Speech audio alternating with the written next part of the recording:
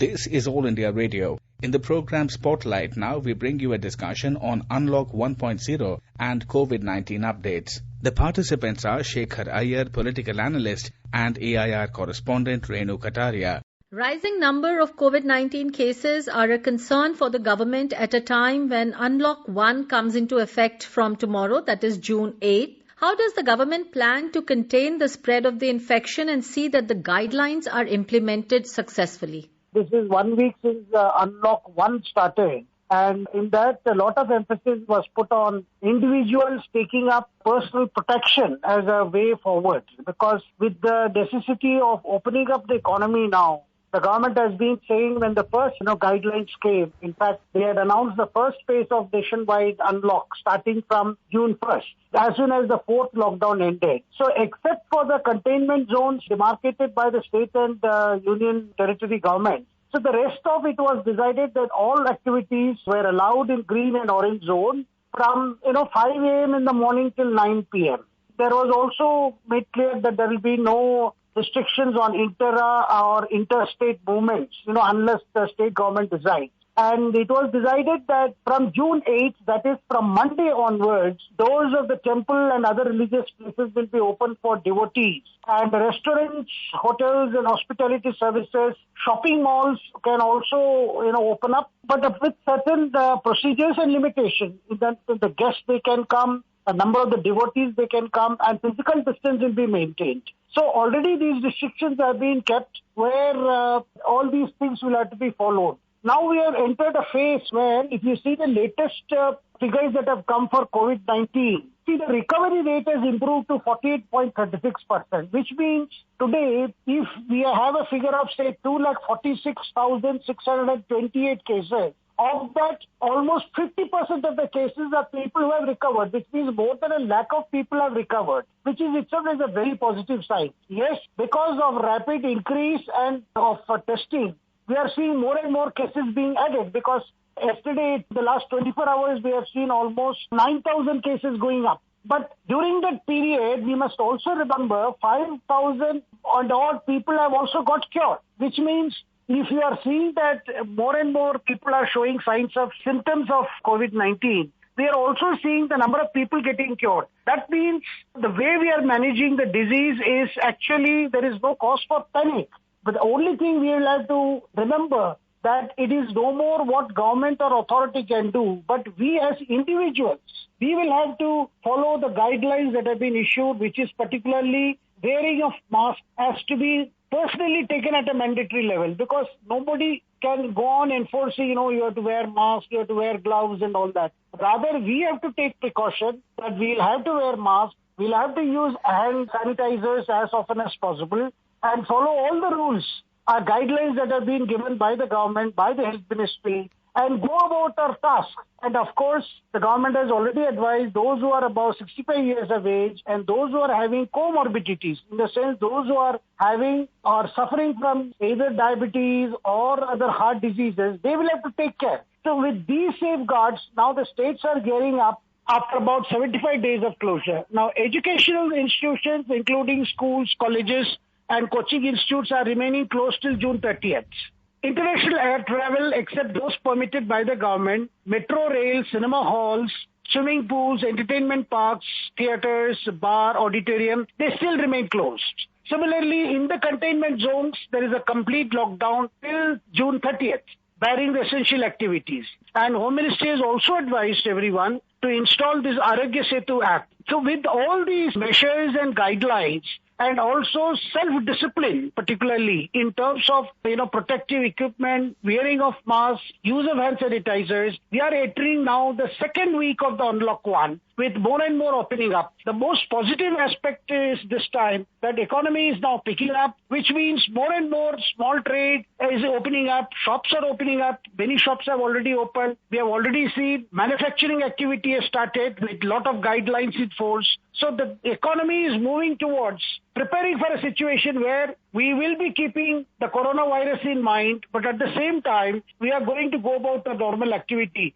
So talking about Unlock 1, this is a phased reopening of the economy with Unlock 1. What more versions of Unlock are on the way? 200 trains are running this month. But people are looking forward to more normal public transport. Particularly, people are looking for metro services to resume in Delhi and other big capitals, as well as, the suburban electric trains which run. But then we will have to monitor the situation in Mumbai, Kolkata and Chennai, because these are some of the big cities where corona management has required some more time to be given for authorities to improve the situation. So therefore, what we are seeing is that more and more activities are in the pipeline. But at the same time, we are, as has been mentioned, there has been a staggered opening up so that immediately we don't get into a situation where there are huge surge in cases. But what is happening now with almost close to, I can say, 50% of people recovering, which is a positive sign. And even those cases are under treatment. What we get to hear is doctors are very hopeful the way they are responding to treatment. So in the days to come,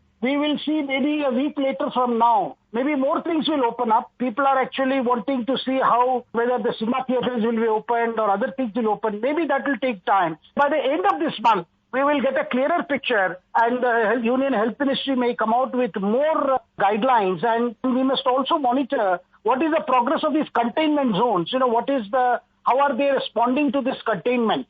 That is also important, because as gradually the number of containment zones come down, authorities will be in a position in these respective areas to consider more relaxation. But definitely we are already seeing a lot of office work has been resumed in different parts of the country, where even in Maharashtra they have allowed 10% of the staff to come to work in the different private establishments.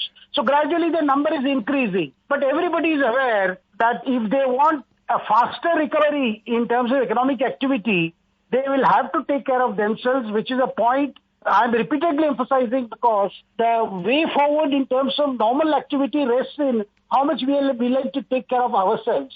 Because any negligence on our part will actually cost us heavily. Because this is a point we must remember, that none of us must think that, we are safe, we did not wear masks, we will not follow the guidelines, we will go about our activity way we used to do earlier. And to think that that's a wrong notion. Rather, we should go about our activity, do our outdoor work in terms of necessity. You see, already people have realized with this virtual learning, video conferences, that maybe people are seeing that it is not necessary that one has to have a physical meeting. But even where we are having physical meetings, if we keep the social distancing, we have seen how Union Cabinet has conducted this exercise. We have seen pictures of the Prime Minister and other ministers maintaining that physical distance or social distancing. So similarly, I think if we want things to get more normal, we will have to follow the guidelines. And that is a big thing that requires all of us, each one of us, to remember these guidelines. So also the government's latest order emphasizes on unrestricted movement of persons and goods. Does this apply to all states and union territories? No, it does. You see, it does apply to all the states, because the idea is that there should not be unnecessary bureaucratic escapism or unnecessary enforcement of containment. So it has to be on a case-by-case basis and day basis. Because recently we saw, when the Haryana and Uttar Pradesh imposed some restrictions on entry from the Delhi into their states, because they feared that their cases were going up because of people, commuting between Haryana and Delhi or Uttar Pradesh and Delhi. But as soon as they were ending the ban, we saw Delhi government coming with some restrictions, because Delhi government felt that unless the movement is restricted, the Delhi hospitals will be full of people from the neighboring states.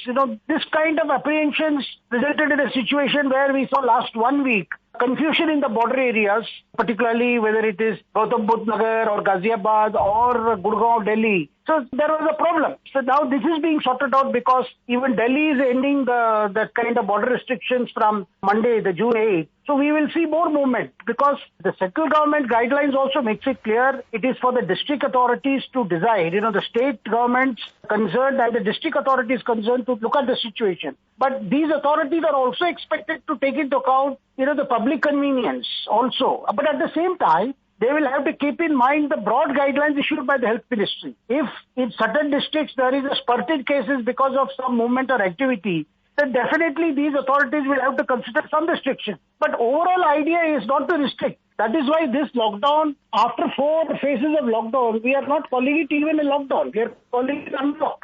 The overall thrust is towards unlocking, not locking, because we have had enough of lockdown. Now to move to an unlock, But even as unlock is being done, the strict health guidelines, cannot be relaxed even a bit.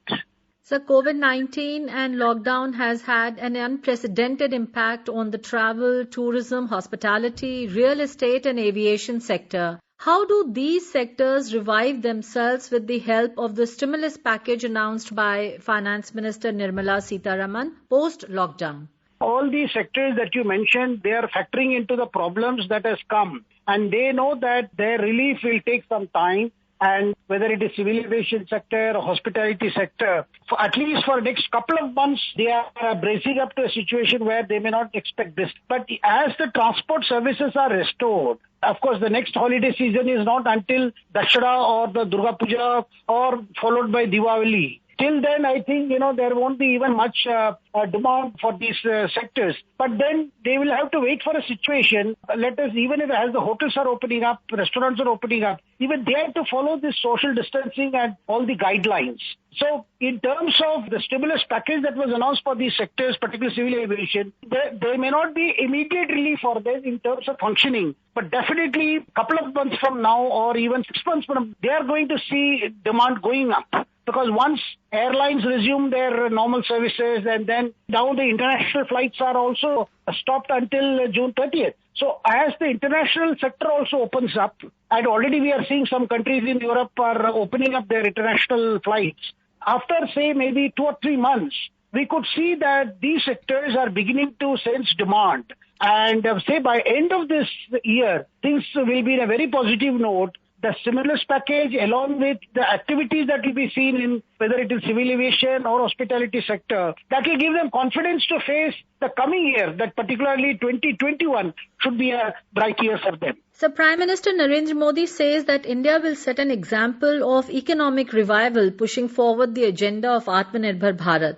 The Prime Minister has been given this call for a self-reliant India, and this self-reliance is maybe an old concept, but it has come with a very new contours and new meaning. And this self-reliance is not closing our eyes to global situation or the developments or advancements. Rather, it is in tune with that, but in areas where we need not depend on imports, where we have our own capacity and installed capacity which we have not utilized. Either in terms of human resources or in terms of manufacturing ability or in terms of raw material sourcing. Why can't we tap them? Because we just now realized during this, when the pandemic started, that a lot of our pharma industry units were depending on China for their raw materials. Thinking has now undergone a change because following the pandemic, following the lockdown, and how supply chain got disrupted. Now the thinking among these our own local industries, why not let us look for local source? For everything for a cost factor is a paramount thing. You see, mining was among the measures area where Finance Minister Nirmala Sitharaman ji has announced huge FDI possibilities. The whole idea is that we tap our own coal resources. Otherwise, why should we end up importing so much from Australia or any other country when our own units are capable of giving us good quality coal? And so we have seen recently the government schemes that have come out, that a lot of restrictions which was earlier there in terms of only power captive units can go for mining. All those restrictions have been lifted. So the Atmanirbharta, which the Prime Minister talked about, is a very practical one, which looks at tapping our resources, looking at our potential, examining our capacity, and also keeping a watch on how the globe reacts, because after all, do not tap our own resources. Nobody outside is going to point to us. We must look at ourselves. So that was the big thrust of Atmanirbharta as a way forward to resuming economic activity, so that in the future we are self-reliant in